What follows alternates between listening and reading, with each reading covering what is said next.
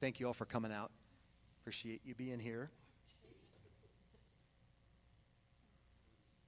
So Dan saved that spot for you, and you got as far away from me as you could. I like that. That's good. All right. Well, but it's not a marriage panel, so we'll be all right. Okay. Well, I'm going to open us in prayer. Lord, thank you for this time, and we just offer it up to you and pray that you will give us wisdom and insight even as we discuss these questions. Our goal is to be fantastic parents and raise up a generation that loves you and model the kind of love that you show to us, but we show to our kids. So bless our time here tonight, God, and inspire us and enlighten us. Amen. So we will start by giving our panelists an opportunity. We'll start here. Just give your name. Make sure your mic's on, and then give your name. Tell us how many kids you have raised, and if there's a story to those, then share that briefly. I am Debbie Larkin, and I raised, along with my husband, 4 children who are well-adjusted, more or less. One of them is in control of sound, so if I ever cut out, that means I'm saying something I shouldn't. So, yeah. Dan Reinhold, and my wife Sarah and I have 4 kids. Oldest is 20, and our only boy, and then we have 3 girls that are 18, 15, and as of yesterday, 13. And so it feels like kind of the end of an era of parenting, that we no longer have anybody younger than a teenager in our home. I'm Ben Ledford. We have 6. I don't know if I can say that we've raised them yet, because the oldest is 11 and the youngest is 2. And so they're fairly close together. Fairly close, huh? Fairly. Yeah. I'm Sherry, and I have 15 kiddos. 13 of them came through adoption. We have 2 birth kiddos. They're our first 2, 39 and 38, and then all the way down to 18. Kristen Aldrin, and Lauren and I have 7 kids. We adopted 3 of those from Ethiopia, and they are 28 down to 18. So I think, if my math is right, we have the range from 39 to 2. So that's a pretty good spread. I think we've got it covered pretty well. So we'll be going through questions that the panelists were given in advance. Spent some time to look over those. And I'm allocating about an hour for that, and then half an hour for any questions that you have. So some questions were submitted as part of the registration process, not a lot, so I'm assuming that you folks will have more questions as we go, which is great.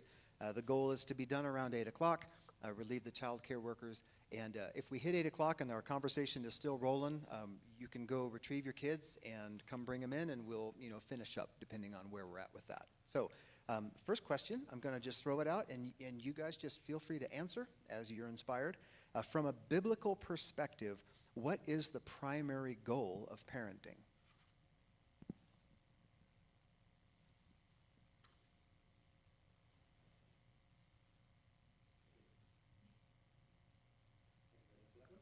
A little bit, but then jump in. So I was thinking of a classic passage that comes to mind is Ephesians 6:4. That tells us a little bit more about what we're to do, where it says there's 1, do not provoke your children to anger, and then 2, do's, but bring them up in the discipline and instruction of the Lord. So we often go to that passage for like our tasks, but what's the goal? And I think you still see it implied in there. The word for bring up, it's actually the same word that in chapter 5 of Ephesians is translated nourish. Means to bring to maturity, to care for. And so just even the idea of bringing them up means you have a goal you're moving towards. And that goal, I think, is we want them to be mature adults that are following Christ is our goal. Recognizing that some of that is dependent on the Lord's work in their life, but we're aiming at that. And so having the home as a learning place where they're getting equipped for what they need in life with a particular goal as believers of wanting them to know the Lord, but then just instructing them in all areas of life, maturity. Would anybody like to add to that? Well, I just like the verse in Deuteronomy 6 where it talks about how we're supposed to give them teaching throughout the day when we're rising, we're sleeping, or going to bed. And I think part of our desire to help them see the need for Christ is in the way that we instruct and we teach, and we constantly are drawing them to the Lord. Excellent, thank you. So obviously, the whole concept of love is so tied into parenting. Clearly, that's what we are called to do, is to love our children, but then we're called to discipline them as well. So how does discipline factor into loving our children?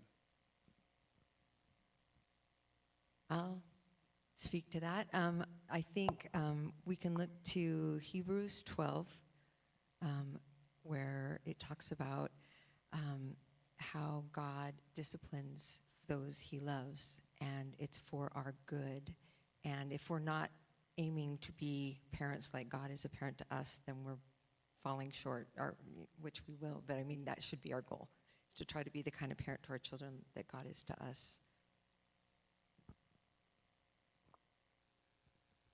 And I think a lot of people in the world today think of discipline as a bad thing, that you're being unloving when you discipline, but in truth, you're being loving because you're giving a safety net for your children.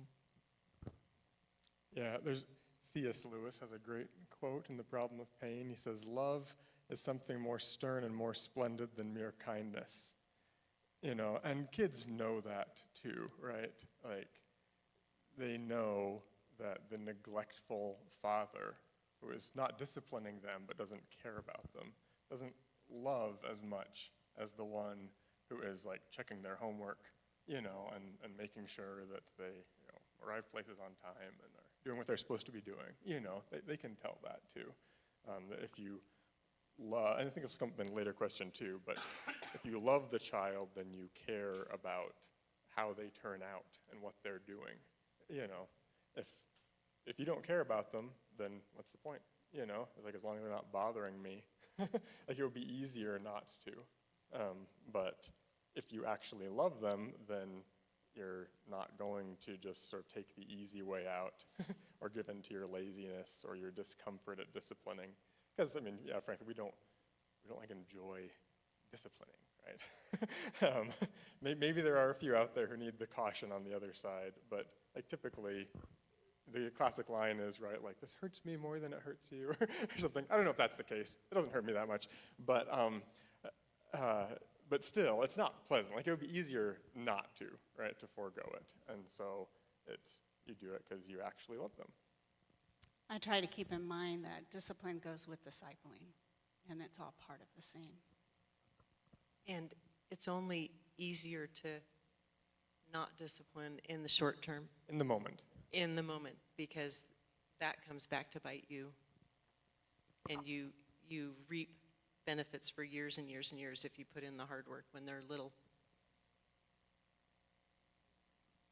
I would just add in the verse I was thinking of, Hebrews 12, but also just a straightforward Proverbs 13:24, where it says, "He who withholds his rod hates his son, but he who loves him disciplines him diligently." So it connects love with discipline, not just discipline, but diligent. Because it's easy to just discipline when you want to, or when you've reached your limit, or but just to consistently, diligently discipline, that's an act of love, because it's sacrificing.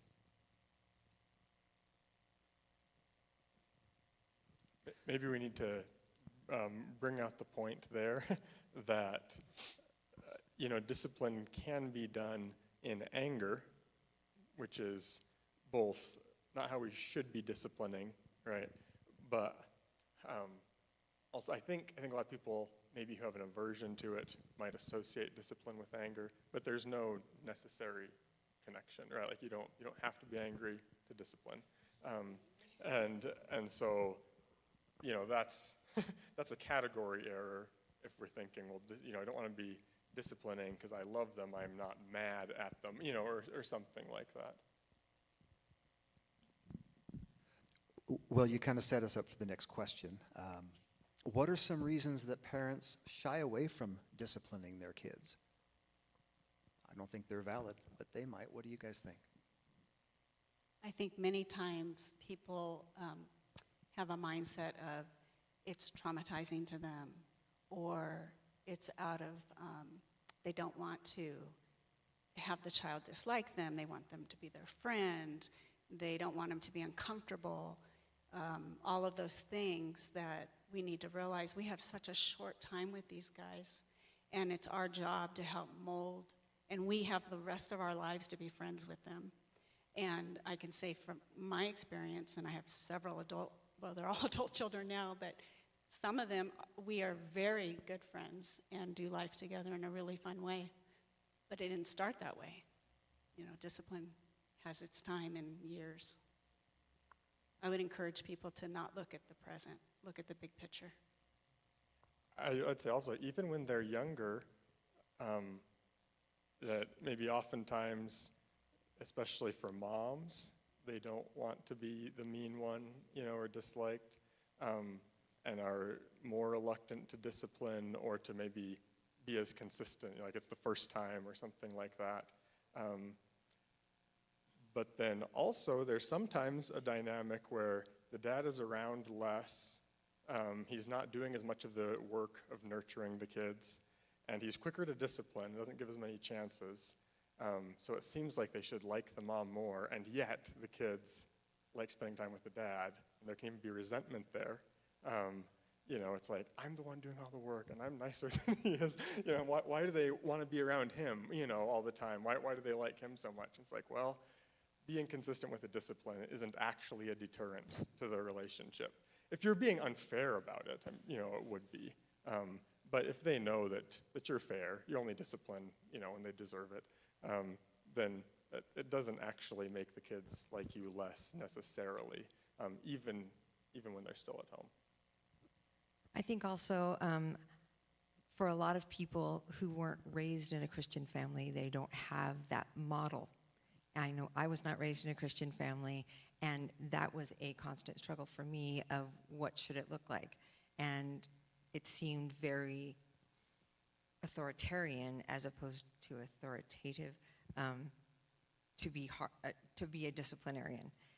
And especially for people who have had a poor model of constant discipline and anger, I think often the pendulum swings the other way to where they tend to be a lot more permissive with their children, and vice versa. Whereas I was raised very permissively, my pendulum kind of naturally wanted to swing the other way, and I wanted to be more disciplinarian, but it was hard to be consistent because I hadn't been raised in that, with that consistency.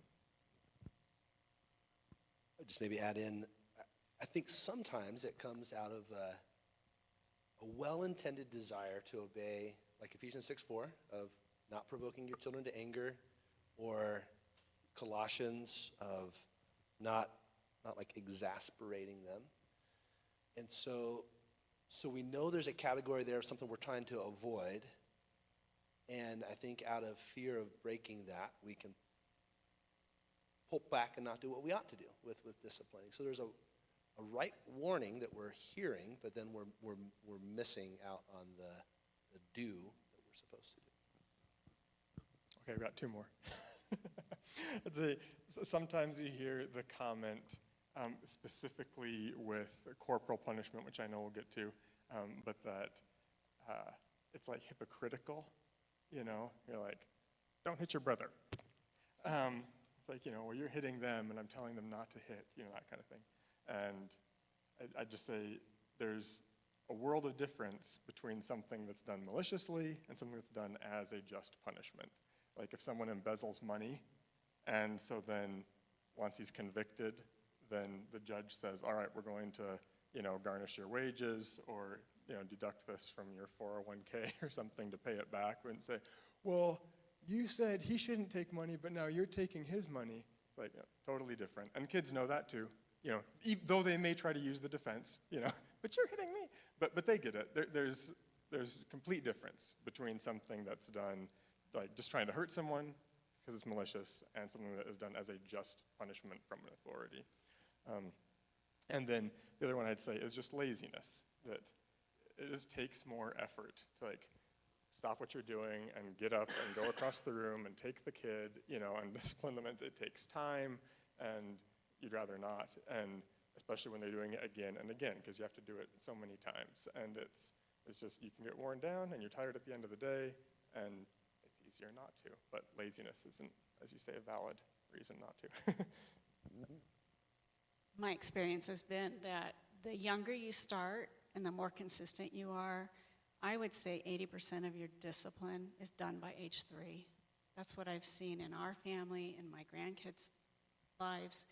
The really hard years, at 0 to 3, 0 to 4, is where it's just constant energy, constant time. But after that, you really do get to rest.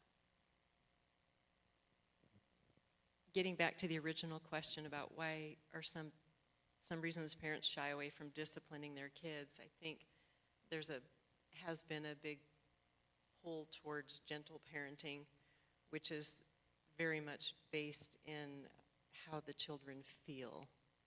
And at its core, I don't think it's biblical, because we don't need to care so much about how they feel when they're throwing a tantrum on the floor. Obviously, they're angry. We don't need to talk about it. We need to fix the problem.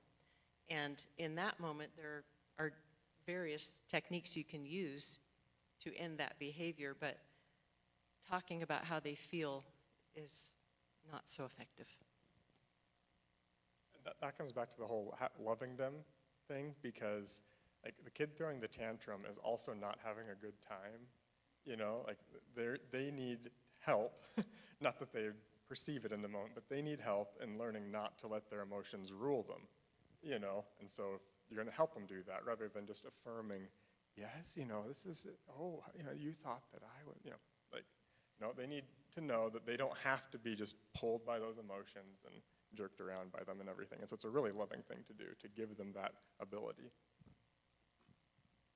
Thank you. I'm going to go a little bit out of order because of something that you said. You're talking about, you know, I didn't have that model when I was growing up, and others of us are thinking, well, I did have that model. What a blessing it is.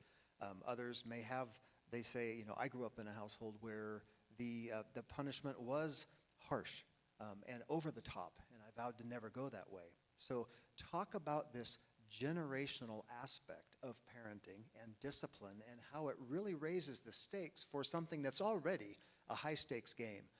But now we're thinking about the next generation. Can you speak to that?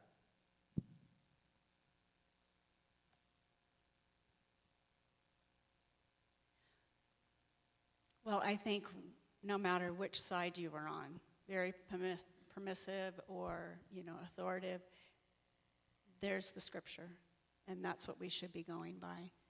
And really, we need to not compare our parenting with how we were raised or our next-door neighbor's parenting, but with what the Word says.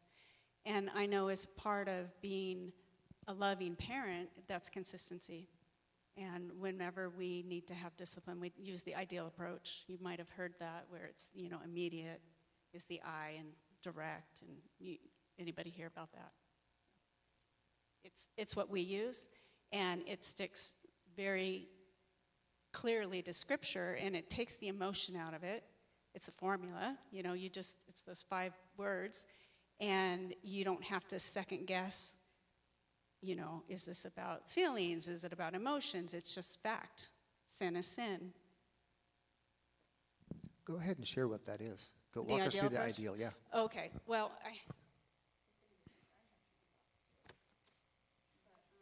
She has handouts too. She came from well, if anybody, just because some of this is really important, especially if it's a new concept to you, where you can just turn to and know. Ideal is immediate. So when you think about what's happening as quickly as you can, especially the younger they are, and then direct. You're going to direct your attention to the action, not the child, but what happened. Efficient is the E, and you're only going to use what needs to happen. You know, you're not going to use a gun for a fly, you know, fly swatter. You're just going to keep it right where it needs to be, and then based on action, you know, we end up doing a lot of redos, retry, and then level it at the behavior. Is this a child that's characterized by it? Is it a one-off? You know, those are the things that you're going to analyze, and that's how you're going to discipline. You know, if it's a foolish behavior and it's not rebellion, you're going to deal with that very differently. Thank you. I was just going to say, just thinking about your question, I also wasn't raised by believing parents, and when I came to know the Lord and got married and had kids, just thinking through kind of some similar things to what you were mentioning there, and I was so grateful for the sufficiency of God's Word, and yet I am thinking of, like my kids have not perfect parents, but now parents who've been trying to apply God's Word, and they're coming from a different place when they reach adulthood and parenting than I was, in the sense that they've been surrounded by a church body like this that's trying to emphasize these things, by parents who are imperfectly but attempting to do it, and that they've had something modeled for them, Lord willing, that then they can look to, and then hopefully the next generation. So yeah, I would hope that our future grandkids and great-grandkids are blessed by ways that we tried to parent differently than we were parented. Even though I had a good relationship with my parents, love my parents, tried to do some things differently. So that's kind of some of the heart of what you're getting at, right? Yeah, I think I'm that second generation where my dad didn't have the example, but was trying to do it, and was a great dad, and I'm glad to have him. But it does feel like almost like cheating, like I'm ahead, of where he was just starting out, because I had him as a dad instead of my grandpa. And so you can just assume a lot of the things, not have to think about them, that were taught to you, and then refine, or improve from there. And yeah, it's a huge blessing. I'd also say that it does seem like, this doesn't originate with me, but I've heard a few different pastors and authors talk about how often unbelief or rejection of God is tied to a person's experience with their father. God describes himself as a father. That's his choice of image, and he made fathers. And so there is the possibility of really doing harm to someone's perception of what God must be like. If you have a neglectful father or an abusive father, or something like that. But then on the other hand, there's the opportunity to remove a lot of those potential obstacles, from someone's misunderstanding of the faith. Ben, I appreciate you saying that. And when I think about parenting and our challenges, I think one of the very first things we need to realize is we need to build trust with our kids. And that trust gets to be built daily. And a lot of it is through the discipline and through the interaction we have them, the instruction. And without trust, it's going to be a very difficult thing for them to be able to turn that trust into the Lord. And so when we have something that we're working on, or we're having, we give them our word, or, a lot of people will do the counting thing, or we believe that first time, every time. There's keys to obedience, and I brought examples for that too if you guys are interested. But all the things that they are going to look to us to trust, hopefully, Lord willing, one day they get to put that into their relationship with the Lord and trust Him. Anything to add to that? Nope, okay. We touched briefly, or you mentioned we're going to get to corporal punishment. We're going to do that now. So corporal punishment, is it effective? And when should it be used, if ever? Yes. Okay, next question. Yeah, I think it's helpful to, as believers, remember there's biblical precedent, there's biblical language of, I read it earlier, Proverbs 13:24, he withholds his rod, hates his son. Proverbs 22:15, foolishness is bound up in the heart of a child, the rod of discipline will remove it far from him. And there's ways that we can maybe take like a principle of discipline and apply it also to other forms of discipline besides corporal. But the very literal example there is of corporal discipline. So if we rule it out of hand, we're saying something about Scripture when we do that. So yes, there's a category, and lots of ways it can be done wrong, but a category. And if I could just briefly speak to it, I'm sure others maybe would have things to say on it too. I think some of the benefits of like spanking are often overlooked because we worry about ways it could go wrong. I think some benefits of it's immediate. I don't know how this is going to fit in with your ideal, part, but it is direct. It is efficient. I don't know if that's what's meant by that, but I think some forms of discipline drag it out so long that it just hangs over the home.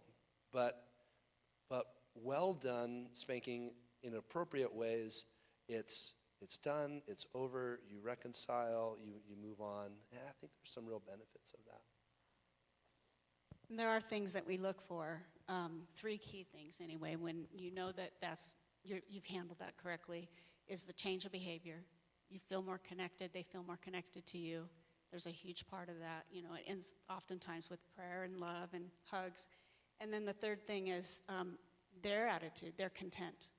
So if it's done properly, and I think in a situation where it wasn't foolish behavior, it was rebellion, you have to go through all that. They're more content, they're connected with you, and the behavior's changed. Yeah, there have been times when you're like, you don't want to be harsh, right? Like, you're trying to give them a chance to do it right and obey and everything, and eventually like, no, this is just disobedience, it's got to be disciplined. And there's just a change afterwards, like, we should have spanked her 3 hours ago. We all could have enjoyed the last 3 hours. Like, she's happier too, I used she because then you don't know which one would be. There are 3 verses right in Proverbs 29 that are just great. They're not quite back to back, but 29:15, the rod and reproof give wisdom, but a child left to himself brings shame to his mother. And then 17, discipline your son and he will give you rest. He will give delight to your heart. And then 19, this is about a servant, but it applies.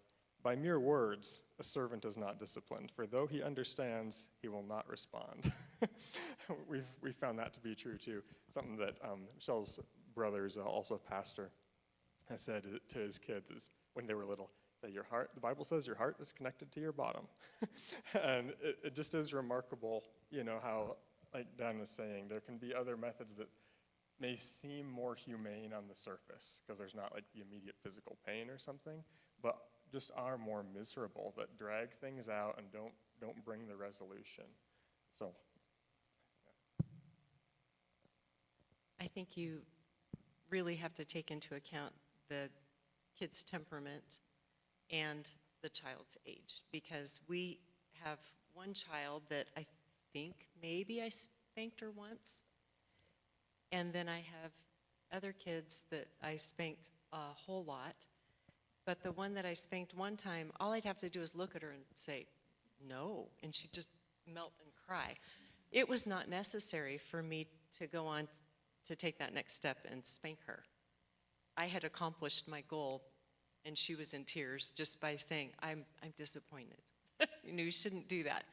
And some kids are a little tougher, and it takes a little more.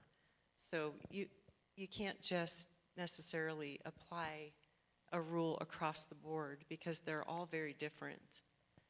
And what you're looking for is that heart change in the end and the connection with the child. And also, when they get older, there are so many other effective ways that you don't need to use spanking anymore, corporal punishment. You can get so much more creative when they're older because they have reason. I was just going to say, again, 80% of that's done when they're very young. I don't know if there is another question on corporal punishment.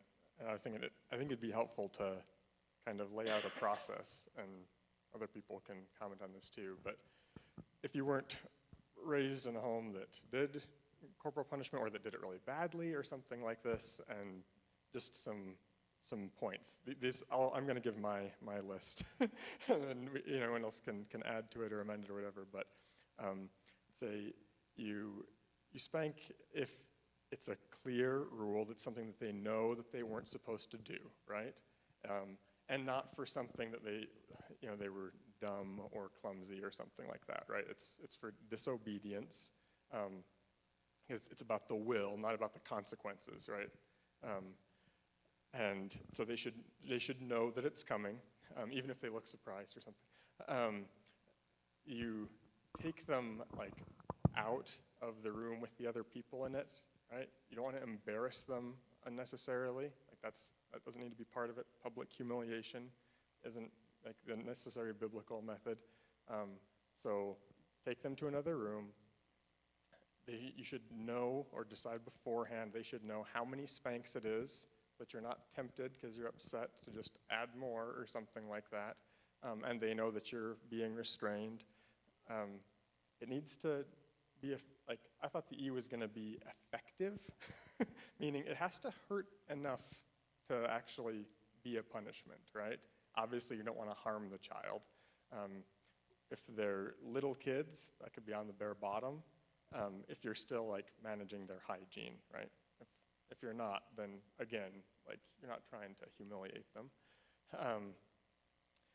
We would tell them why they're getting the spank, but you don't need to drag it out with a bunch of patronizing questions trying to get them to admit it. Also, typically they're little and it's not a good time for a conversation. but not a bad idea to just reiterate, this is why you're getting spanked, and then you spank them. We're willing to add more if it turns into a tantrum, which we warn them about, but give them a minute to cry, but not forever. Right? Just because they were spanked doesn't mean now they get to throw a tantrum. And they can control themselves, bring it back down.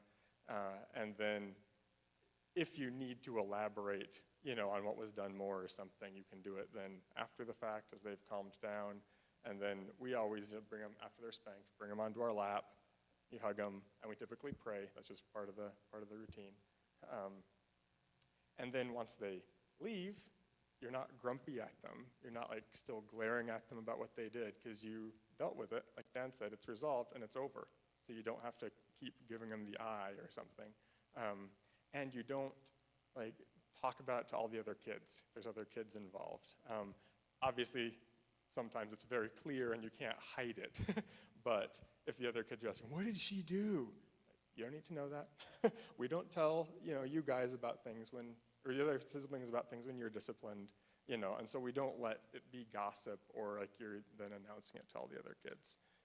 So those would be some of my practical pointers. Not that there couldn't be other good things.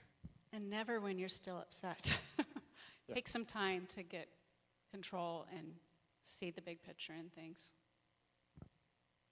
I would add to that also I had some of this information given to me beforehand, but again, I hadn't seen the practical application of it. But and there were times that I did spank in anger when my kids were little, and I had to apologize to them later and say, that was wrong of me, will you forgive me?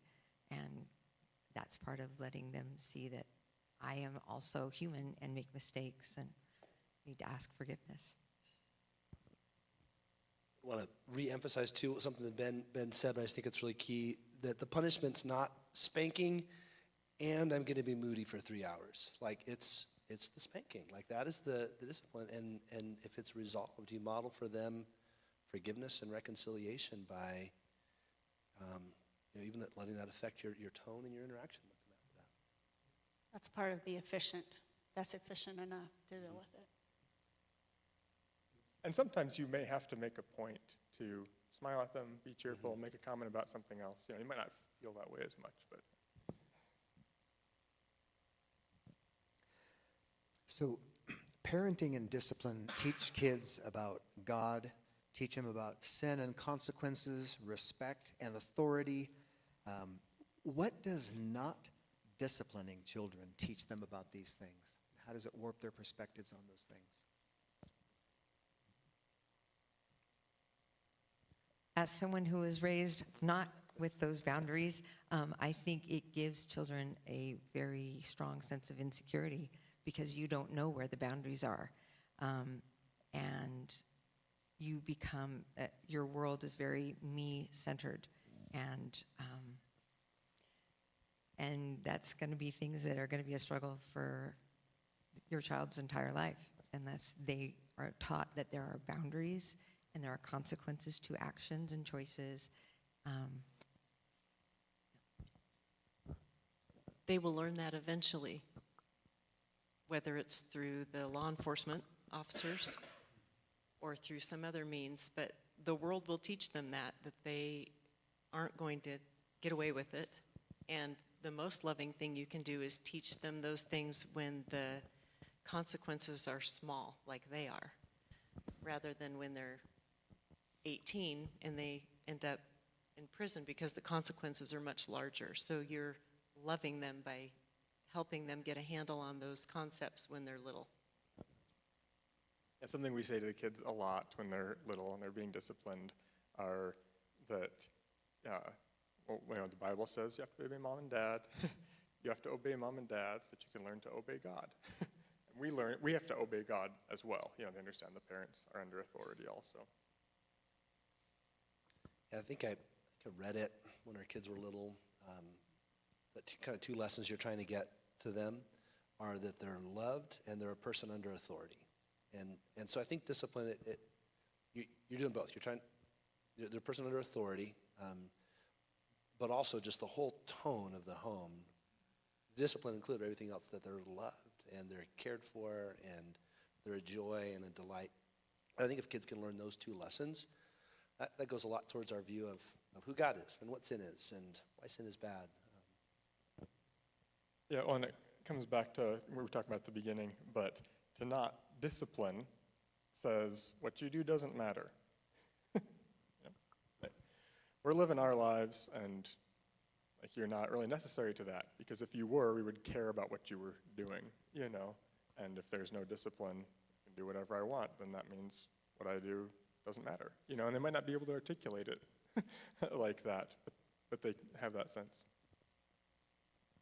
I think it also can add the challenge of trusting that God is trustworthy, because the scripture is very clear over and over in Proverbs and everywhere else how he disciplines those he loves. And if he loves us, then we need to trust him with our lives. I was going to say, I think the consistency is key there too, because you're talking about what does it teach him about authority, right? And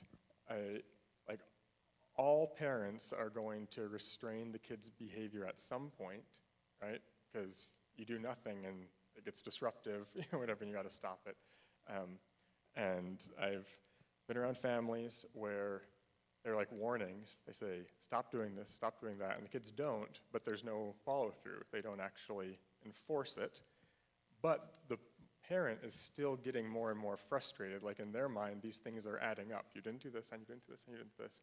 And then they finally snap at some point with something that might not even be disobedience, like the boys are like burping at the table and laughing about it or something, which is dumb but not like wicked. But it's the last straw, and mom's like, that's it. And the punishments come down hard. And from the kid's perspective, it's like, so what's the predictable rule then? I don't have to obey what I'm told to do, and I don't get any consequences, but then I can arbitrarily be punished for something that wasn't even wrong, and there's this arbitrariness about it, even though maybe from the parent's perspective, it's like, well, this is for all of it, kind of thing. But it's so important to, if you say something is not allowed, you don't allow it, and you enforce that. And if it is not something that's disallowed, then you don't get punished for it, and that's so important to shaping that view of what a good moral authority is. Elaborate a little bit on that idea of insecurity. The household might be a little bit out of control. Talk about the lack of security that children feel when a parent is not in charge and those boundaries are not being consistently enforced. I believe children innately know that they're not qualified to run the household, but talk about that insecurity.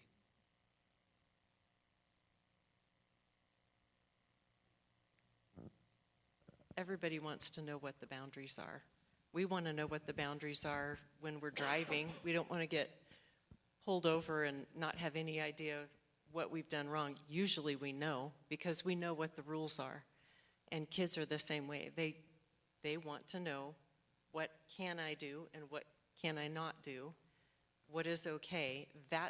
They get their security from that, knowing that they know how to avoid punishment and they can make that choice. I think that provides them a lot of security. There's a reason we're parents and they're not running the household. And I've seen over and over kiddos that need strong parents and aren't getting that, and it just sends them on a cycle of insecurity. They're discontent, they're not happy, they are looking for structure and boundaries, and it comes out in their behavior. And if we can make sure that we're strong parents to them, even if we don't really know the answer, we need to come across as knowing the answer, because that just breeds that insecurity in them. And I could go on,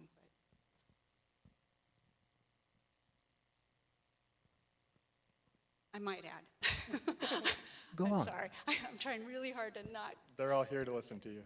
No, in saying that, it's really also very, very important that mom and dad are on the same page. Even if you really aren't on the same page, pretend you are for that moment and have that discussion behind closed doors, but never in front of the child.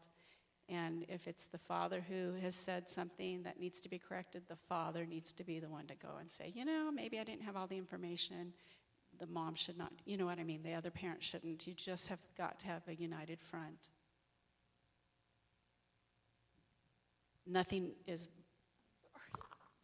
it's very, very insecure. Kids get very insecure if they see parents that do not have that same unity and idea of what is best for their kids. It just sends them in this chaos. They also use that to their advantage and play the parents against each other. You don't want to get that started. So every household is going to have kind of its own standards of behavior. There's basically going to be a threshold that's established in that family culture based on, ideally where the parents have communicated and agree that's okay. I want to talk about a specific threshold trigger and see what you think about this saying that says, don't let your children do anything that makes others not want to be around them. Others including other children and adults. I can talk about that. We want our children to grow up and be able to interact with other people. We want them to be able to share the gospel effectively. We want them to learn to behave in socially acceptable ways because it allows them to be effective in that role. And it's human nature to avoid unpleasant people. Raise your hand if you've ever avoided an unpleasant person. Everybody has. I thought you were going to say raise your hand if you're an unpleasant person. No. If people are avoiding your children, well, first of all, if your kids are doing things that make you not like them, and obviously we always love our children, but I don't think any of us can say that there weren't times that we did not like our children. There are times I have not liked each and every one of my children. Brief moments, but still, they're there. And that's human nature. And if your children are doing things that make you not like them, I guarantee you everybody else feels that way about them. And why it matters is because if your kids are acting that way, people will avoid them, kids and adults. And they need those interactions from everyone else to learn how to behave in a socially acceptable way. And when adults interact with kids, then the kids learn, they get positive feedback, and they get more and more practice at acting in socially appropriate ways. And if your kids are out of control and acting unpleasant and people avoid them, they get fewer and fewer opportunities to practice those social interactions. They become more socially isolated. They are unhappy because nobody wants to be socially isolated. Everybody wants to have a friend. I really think it's our job to help them learn how to behave in socially appropriate ways. And the Bible teaches that our behavior should be guided by the respect and goodwill of others. I mean, the one another's that we try and practice as believers should apply to our children as well. And they can learn those things, even if they have hearts that aren't regenerated yet. They can still learn those behaviors, and it won't come as a big shock to them someday when they put their trust and faith in Christ, and then they have to learn all of those behaviors. They should be learning it from the time they're this big. Love one another, live in harmony with one another, welcome one another, be submissive to one another, regard one another, lie not, love, encourage, seek good, grumble not, don't speak against one another, serve one another. We need to teach them that they are not the center of the universe, that other people matter, that we need to take into account other people's feelings. And there's all kinds of Bible verses that support all of these things. So we need to be modeling that for them and teaching them to behave in those ways, and they will learn how to act in socially appropriate ways and get more practice as they're growing up. That's one of my soapboxes, can you tell?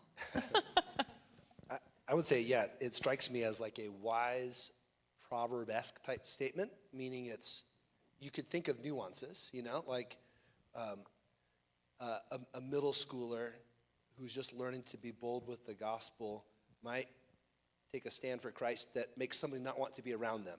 But in that moment, we would affirm that, and it's not hopefully because of social awkwardness or something, it's standing for truth, or refusing to go along with a certain thing that other kids are doing makes them not like them. So we can think of exceptions, or kids who maybe are on the spectrum in some way, and those things are just not apparent. But even then, we're still trying to help them put those pieces together. It's just going to be more challenging for them. But yeah, as a general rule, knowing there'd be some nuances, it's a helpful way to think about it. And that all is practice at home. The way we interact with each other, the way we allow our kids to interact with each other. I know this popular thing of sibling rivalry or sibling this and that. It doesn't have to be. Even in a household of 12 kids at one time, they need to learn love is not rude. There's peace, Yeah, that's the thing, is like you actually can have like a happy, peaceful home with lots of kids. It's not the law that if there are kids, it's annoying, and you can't get along. That's not a law. I do think some parents, when they're thinking about discipline, sort of stop at like having to do whatever, say, the task is. It's time to go, and the kid, no, I won't go, and they're screaming, and you're like, oh, I'm going to take them, I'm going to make them go. Okay, I made them obey, but they're like screaming the whole way out. Like, no, you don't have to allow screaming while you leave the house, right? Like, that can also be something that is disciplined for. Not just that they did the task you said, but that they're doing it cheerfully. Shell's line is like, right away, all the way, with a happy heart. Or I've heard what I say when I say it with the right attitude, like, same thing.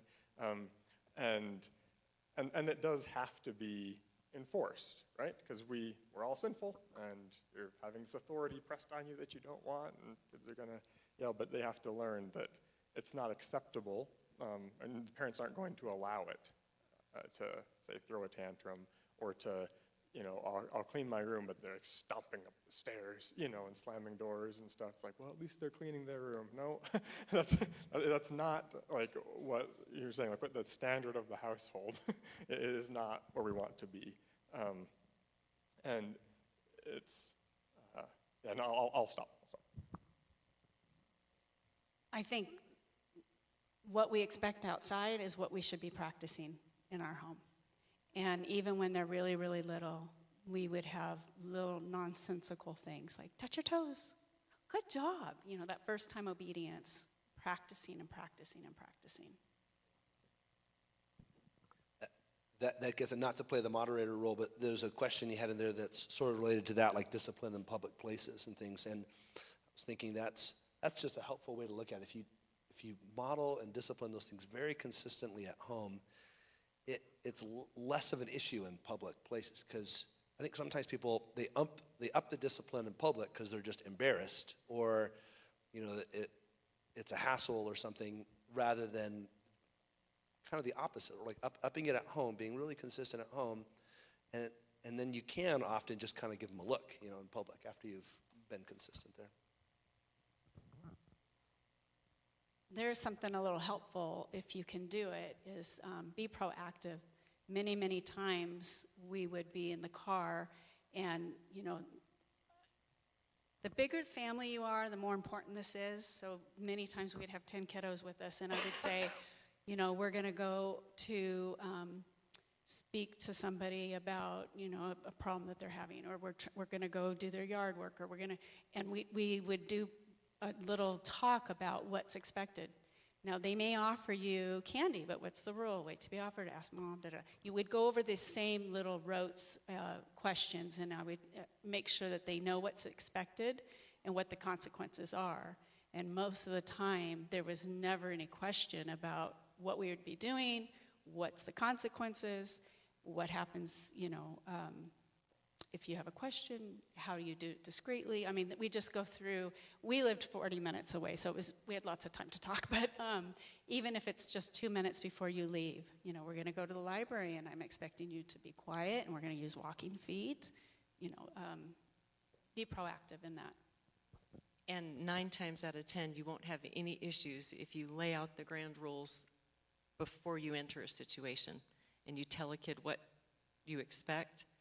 You probably won't have any issues. It's the times you forget to do that you're going to have issues. And I was given some advice also when our kids were little. Don't take your kids anywhere that you're not prepared to leave. If your kids are behaving inappropriately in a public place, and you have a full grocery cart of groceries and you don't have time to go through checkout, you may end up leaving those groceries to take your child out and deal with that issue. And I've been in that situation, and I know that the clerks that helped me were so grateful to see it, because all day long they see kids coming out, you know, throwing fits and everything else, and they're like, good for you. I will stand with this cart. You can come right back. Yeah, blessing on your household. Yeah, and I would say too, it's like, if they know what the standard is at home, then there's a good chance you will have to do that, but probably only once, to show so that they know it's the same standard in church or at the library or whatever, and like mom or dad is actually willing to walk out and spank me because I disobeyed. And then, like you say, it's always reinforced at home, and if they know it's the same rules everywhere, then not typically a problem. Actually, a perfect transition, because this is about when I was going to get into more of the nitty-gritty. We've talked about, you know, broad strokes and concepts, and this is a great pivot into that specific question about handling discipline in public places. I know we've kind of started down that road, but feel free to elaborate on that. What does that look like in the library? What does that look like at church? Well, for me, I had such a wide age range. So we would do a buddy system, the oldest with the, you know, and I would say, typically we'd be working on one kiddo with particular behavior, so they would know it's probably going to be Elizabeth that has to go out. And I'd say, excuse me, Emma, I want you to sit with the little ones here, read a book while I take Emma to the van. We had a big old 18-passenger van, so it was quite easy to go to the van, sit, discuss things, and like Ben was saying, it only happens a couple times. You know, once at the library, once at Target, she liked to try each place. But once we hit the main stores, that was it. Oh, please. No.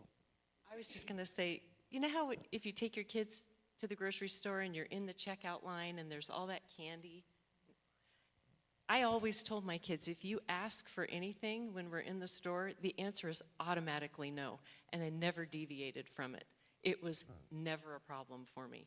But that's part of that, telling them what you expect before you go in.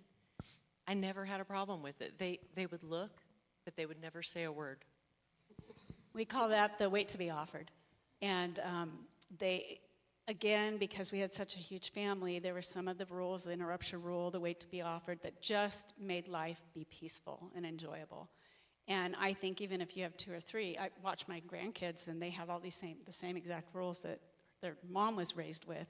And it works well for even small families, but it's almost a must-have for larger families. So the more kiddos you have, think about mainstreaming some of these wait to be offered, the interruption rule, things like that.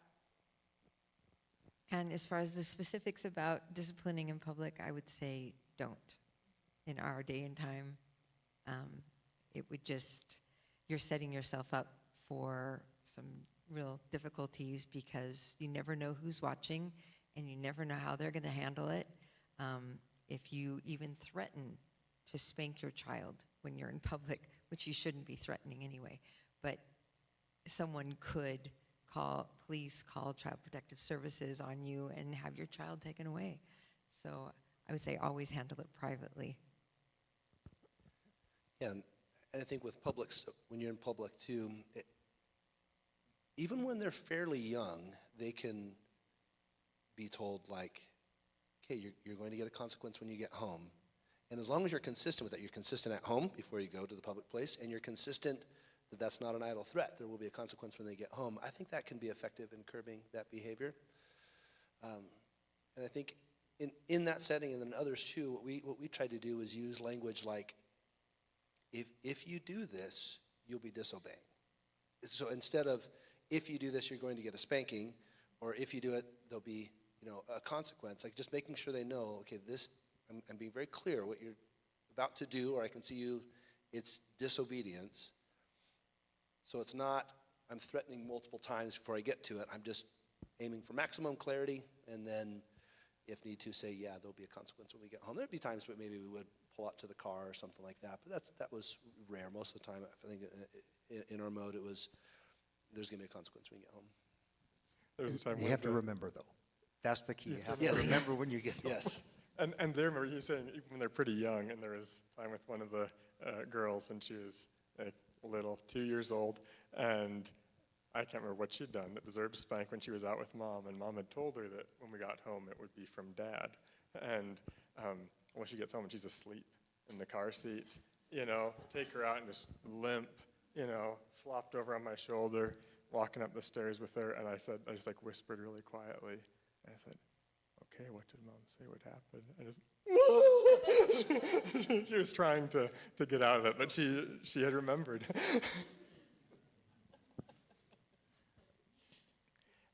Next question here. When there is an outbreak of disobedience among the children, how do you regroup? Asked another way, what does your family reset look like?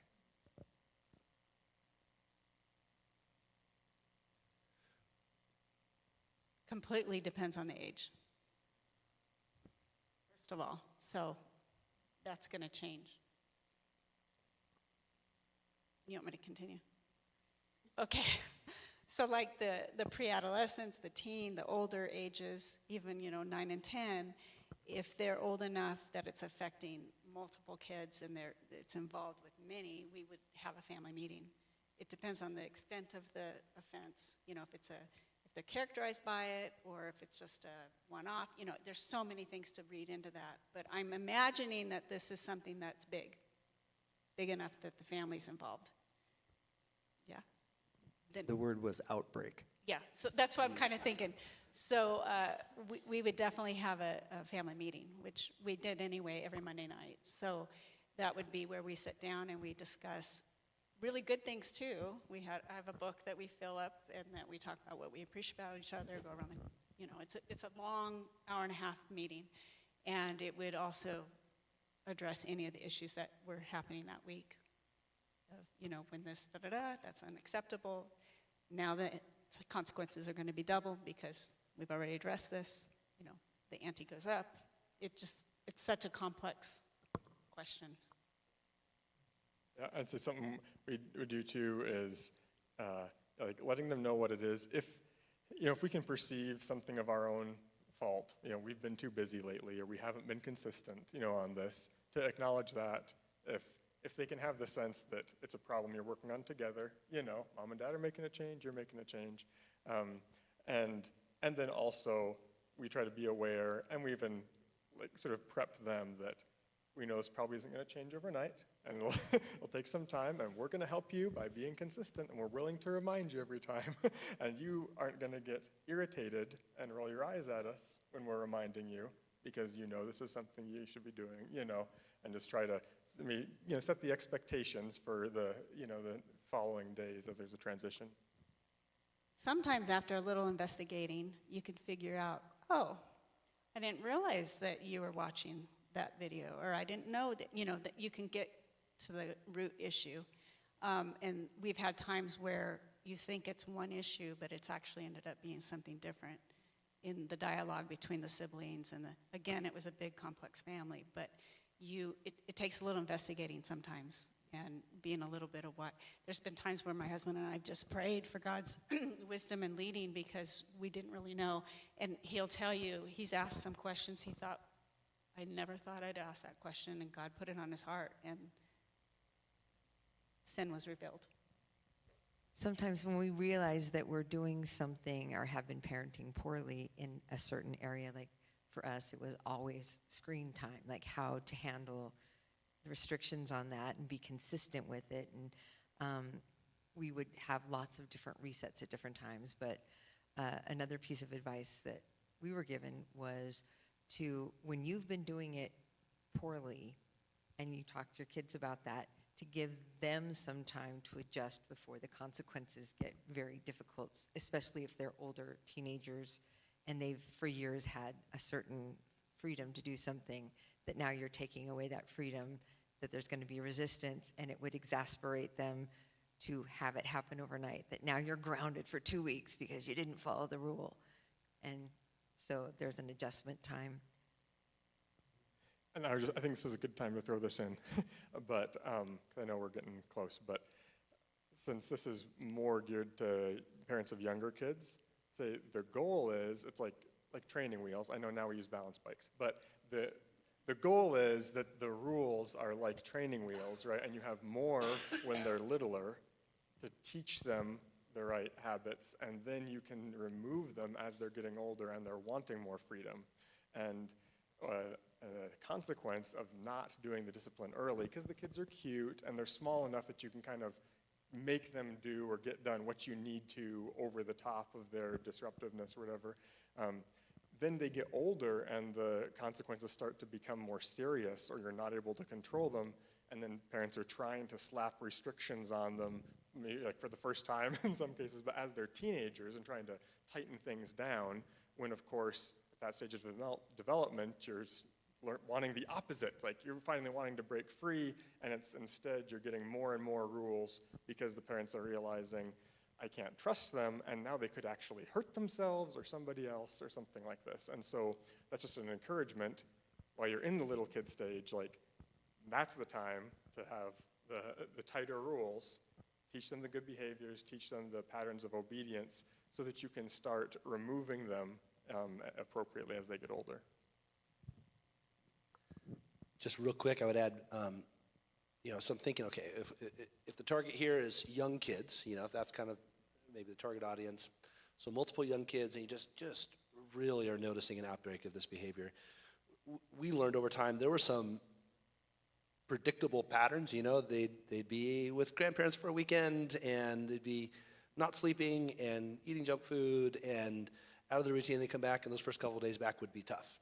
Well, we just kind of had to navigate through a couple bad days, and then it would be back to normal. So when do we just kind of need to understand that? Sometimes, in addition to what's already been shared and the clear ramping up of discipline there, just pouring in some extra relational time, with them too, just so that as you're maybe disciplining more, you're also loving and spending time with and encouraging more. So we've gotten through most of the questions I supplied to you. Is there any question that we didn't get to that you think is really important that we should touch on before we turn it to the questions out there? And if not, if we covered it, then we'll move on. But I wanted to give you a chance if there was something important burning in your bosom that you wanted to share with us. There was a question in here about having a particularly stubborn or difficult child. Oh, you want to talk about it? No. Okay. You can both talk I think about we it. all do, don't we? Can you name the child first, and then? No, I'm not Let's going bring to. them all out. I can say this person is a lovely human being now. But at the time when this child was 3, I thought, we're going to have a serial murderer on our hands. I'm pretty sure. But we started giving this child lots and lots of choices, so many choices that the kid was exhausted, and eventually would give up and say, I don't want to decide anymore. I don't want to decide anymore. And it was all about control. And kids really want to have some control over their lives. They don't get much. But if you can offer them choices, would you like to put your right shoe on first or your left shoe on first? You know what? They're going to pick, and you don't care because both are okay with you. Would you like to put your right hand in your coat first or your left hand? The kid's going to wear a coat. It's 0 degrees outside. It's your responsibility to make sure they don't get frostbite. But you don't care if they put the hat on first or the coat on first, so give them a choice. Give them so many choices that you exhaust them, and you are going to get so much more compliance out of that child. That's Yeah, right. we call that shared power. And a lot of these kiddos have control issues, and they want to be in charge. And it's perfectly appropriate to let them be in charge of the things that, just like you said. And it's down to brushing your teeth. Do you want to brush your teeth before you put your pajamas on or after? I mean, those tiny little choices will take that head-to-head battle that you have away, as well as being consistent. You have to be consistent because these kiddos, they are risk takers. And if you give them an inch, they will take a mile. And it's, you end up backpedaling and like, what did I do? So just stay consistent no matter how hard that is. Yeah, with the consistency, my line is what you allow is what you allow. So like if you say, obey me the first time, but then they do it and you're like, this seems so harsh. You know, okay, then you allow them to disobey the first time, you know. Say what you mean and mean what you say. Back it up. Even if you change your mind inside your own head, back it up, because that will come back to haunt you.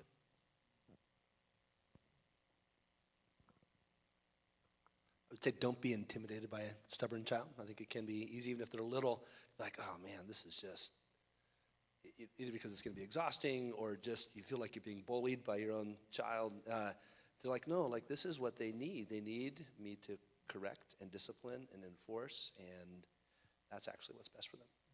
Oh, and I think I've heard too, like expect to have to do things over and over and over, right? Like you don't assume you're going to tell them to close their mouth when they're chewing and then they'll just do it for the rest of their lives, right? Similar. Enough to tell them to close their mouth when they're chewing 1,000 times, you know? And then you don't have to be irritated every time that you say it, you know? And similarly with whatever, maybe discipline issues or, you know, or so on. That's the nature of parenting.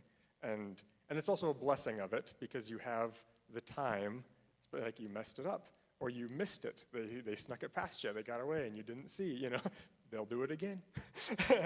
and you can address it, you know, appropriately. And so you're going to be doing things over and over and over. And if you can just expect, like go into it expecting it, not that you're like letting things slide and you're not enforcing or something like that.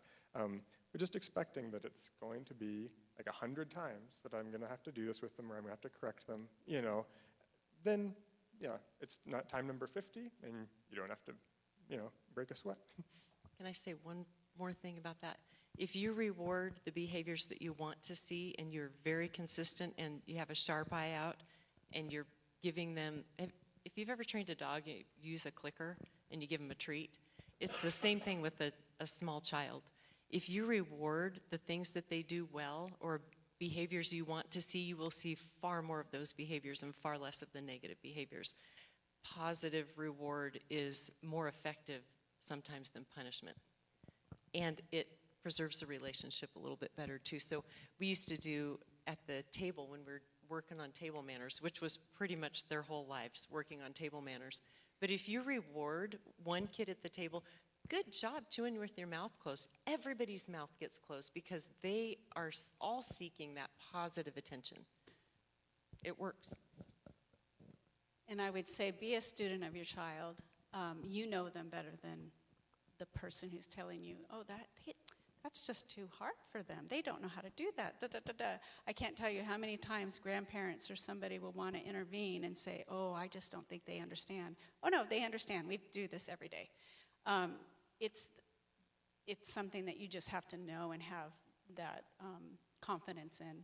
You've studied this kid. You know them inside and out. Okay, thank you. So now it's your turn. If you have questions for the panel, if you would just put your hand up, say it loud and clear. I'll probably repeat it into the mic so we be sure to get it on the stream, the video, and then we'll get a chance to get some answers. Do you want to start? No? Okay. I told you I'd give you the chance. All right. Anyone have questions? Now's your chance.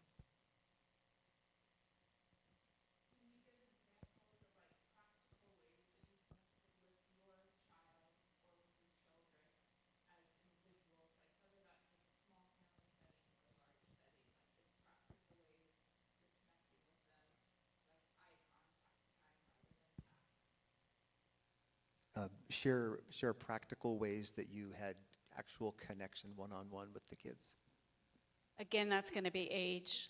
Once they got to the preteen, they each had an assigned evening that they got with my husband and I in our room quietly to say, how's your life going? Are there things that you would like us to pray about? How's work when they're that old or whatever? Some will just answer the questions, yes, no, and they're still that way at 33. They love to talk, but you are the one asking all the questions. Others, you have to, it's been 2 hours, time to go. So again, they're all so different. But we always made it, because we had so many, we made a real effort to connect with each one of them individually. We also did special nights out or special days out. And that could be something like going to Home Depot. And my husband was usually the one that would say, hey, I'm going to go to Home Depot. And I'd keep a chart. They knew exactly whose turn it was, because it's the only way that somebody might not get, overlooked. But he would always make an effort to go get an ice cream afterwards, or, he was the one that would have more special time with them because I home educated them all. I had lots of time with them. And even with that many, we had one-on-one when we're correcting math together, or so for him, it was important. Say with my kids, there's one girl who just loves to play games. And I played Yahtzee with her every day for about a year and a half. And it just it didn't take long. It was 10 minutes. We could just find some time, and it was just fun, to be with her. And then 2 girls that both just like to go on a walk with me, and we'll just do a walk around the block. Not every day, but sometimes it'll be like every day, multiple days in a row. And for them, that's a good way to connect with them. All of those things, plus just touching, just as you're talking to your child, just put your hand on their shoulder, give them a hug, just all day long. I know it's hard when you have a lot of little ones because sometimes, I get this way. I just feel like I don't want anybody to touch me for, 30 seconds maybe. But that's important to them. So look them in the eyes, smile at them. That communicates that they're loved and that they're cherished. And physical contact also for little ones, I think, is really important. And it can just be simple, a hand on the back or a hug. That makes me think of something else that we say is connection over correction. So anytime we are correcting or we're having to address a problem, we generally will have a hand on them or have good eye contact, because you want to keep that connection. It's much more important than the actual correction that you're addressing. A good opportunity for dads too is wrestling, with them, because Sometimes they just have the energy they need to get out, and it's not appropriate at the dinner table, you know, or whatever it is, and they just need a night where you kind of throw them around, you know, the living room for a while and bonk their heads and everything else, and it actually helps, you know, bring the level down afterwards. Or let's take this outside. Throw them around. There's another question in the back there. Yeah, go ahead.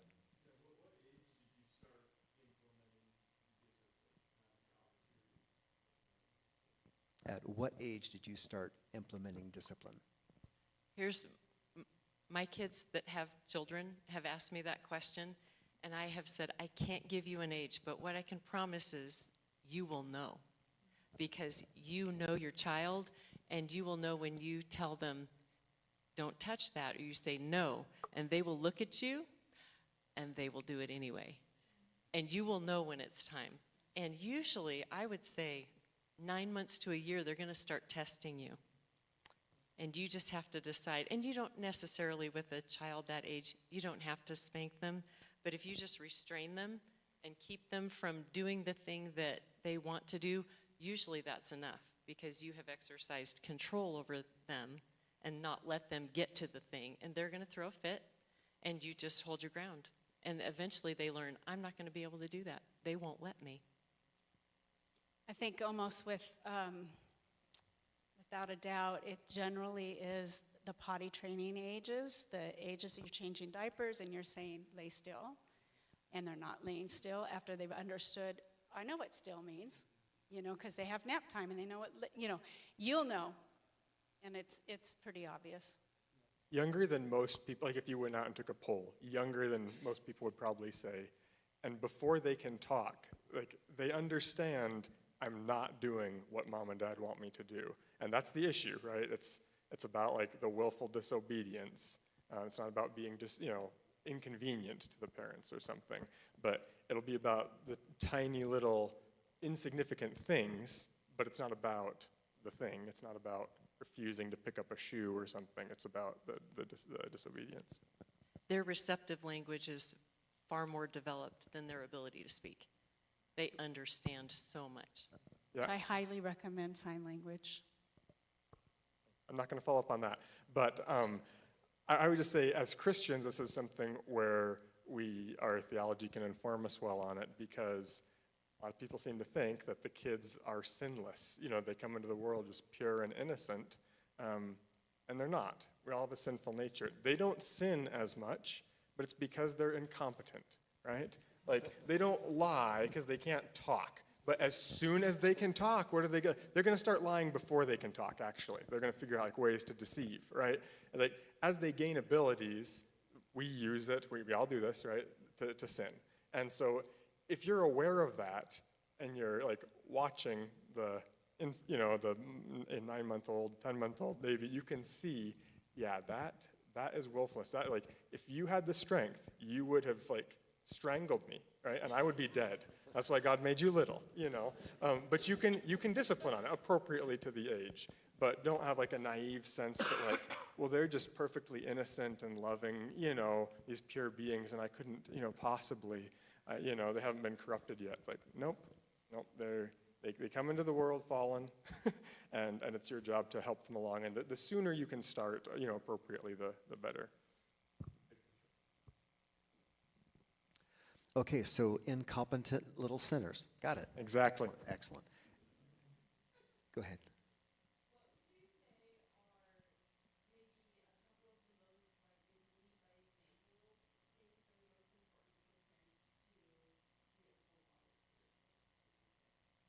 What are the most important lead by example, role model things for parents? I'm going to jump in and say, especially for dads, I think, keeping your cool when there's a crisis, which could be like a real crisis, like you got into a car accident, but could also just be you're late or something, and staying cheerful.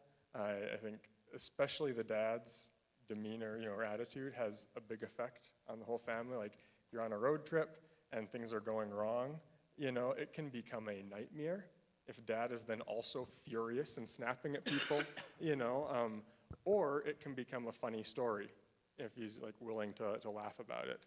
And they can pick up on that too. You also just naturally what do they call it? These days it's called like matching the energy of people or whatever, right? But they'll naturally, like, their attitude will pick up and they'll be more cheerful if you're doing it, because we just do that with each other.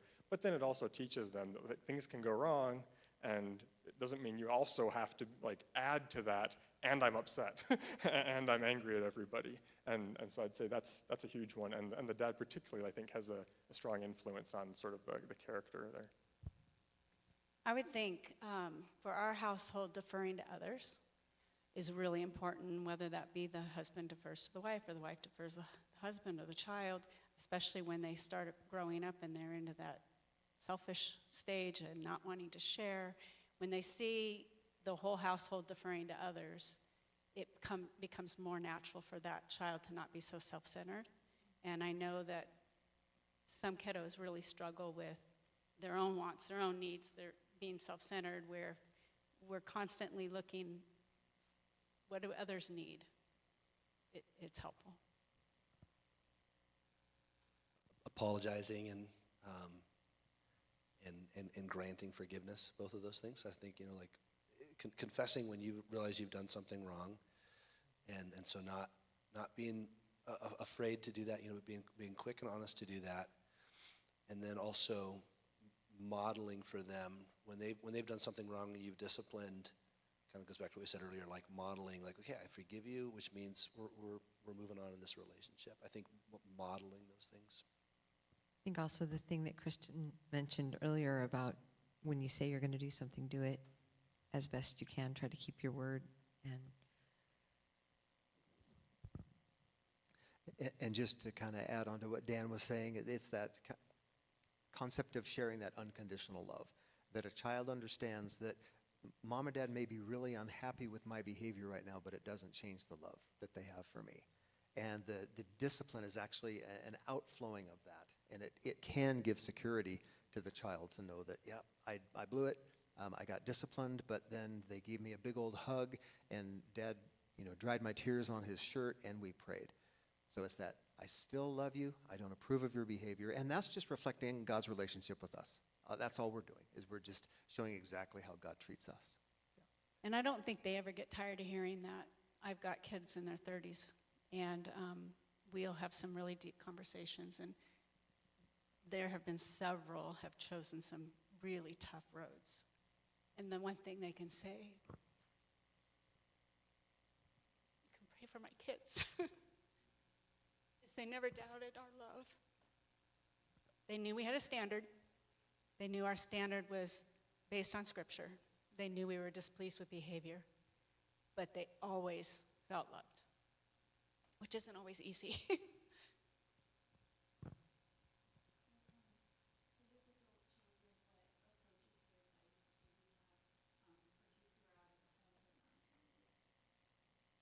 So adult children, kids out of the home, not married, how do you approach those relationships?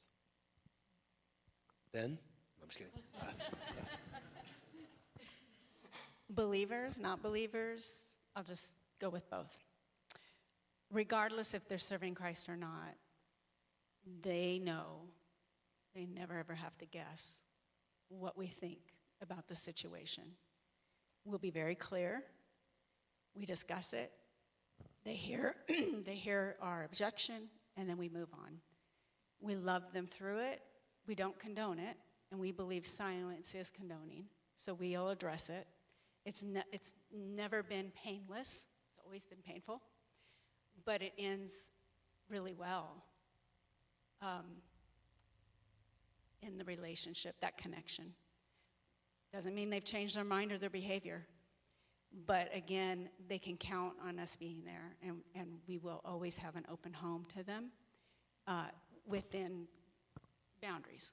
They have to do this and that, but I could go in deep details with that, but they never ever know. They never ever guess that we love them and that we want eternal life for them. Almost every conversation we have is, this life is short. It's over like that.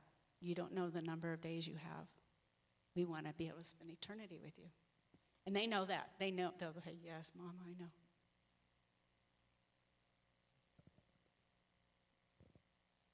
Was there a specific aspect of?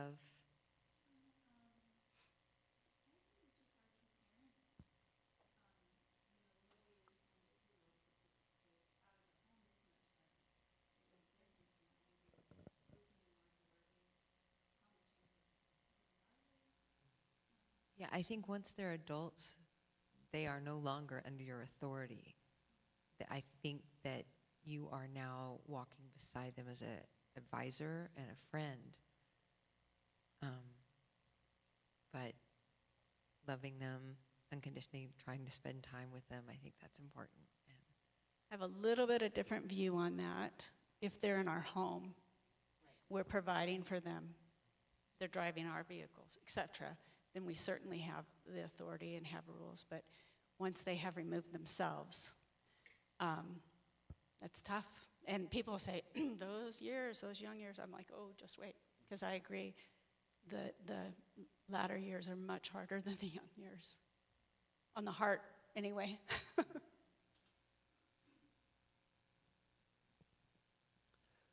Other questions?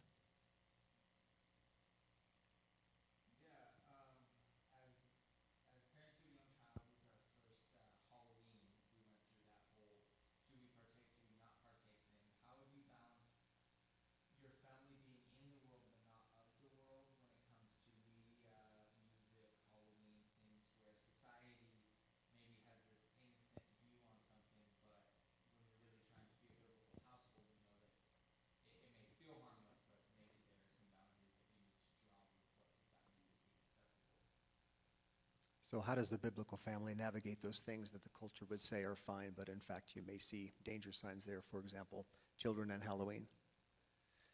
Yeah, years ago I read an article that talked about it in terms of like, is this something we can embrace? Like it's fine. You know, is it something we can redeem, or do we need to reject it?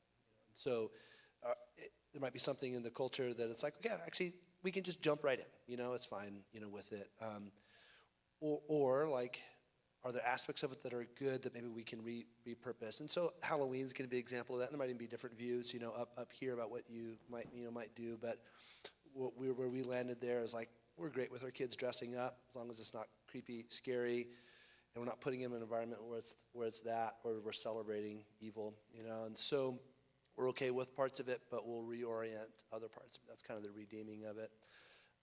Versus there might be some things that we would just say, no, we're just going to reject. You know, certain movies that everybody else is watching, we're just not going to watch, or you know, things. So thinking in those categories to start with.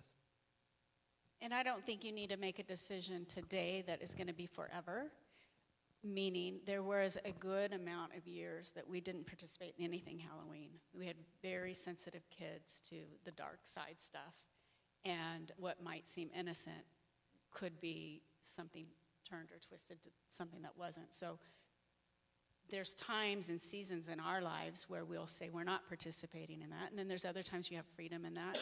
So one thing I would caution is to make a hard, fast rule, because God can change hearts, and sometimes the situation changes, or you start attending a church that a youth group is more acceptable with another church, you're like, absolutely no youth group.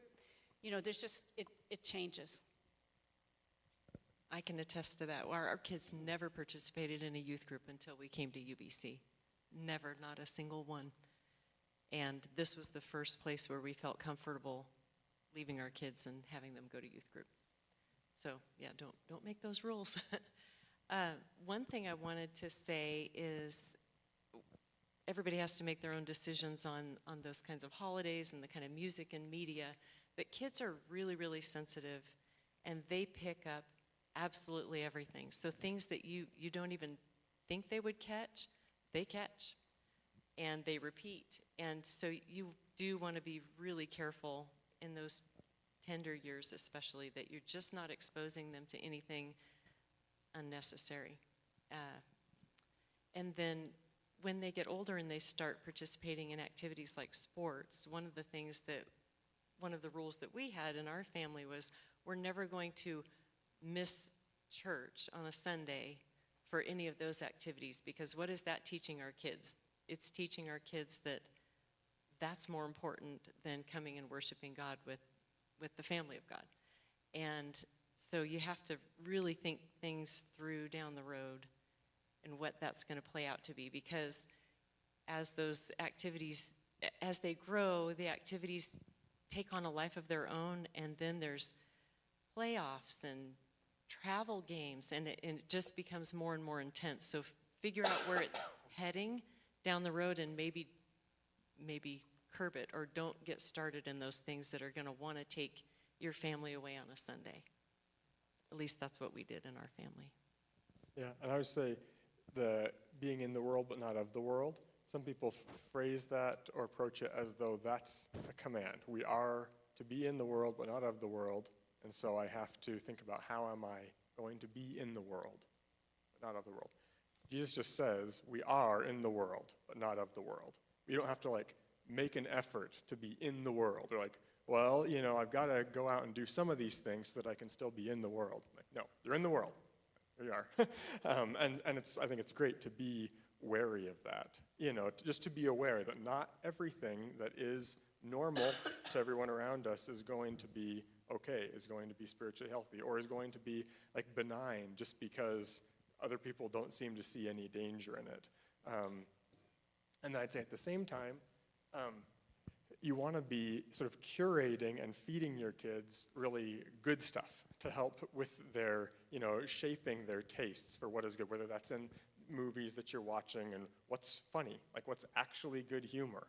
You know, like, okay, you know, we don't want them just thinking that Shrek and potty humor, you know, is what's supposed to be funny.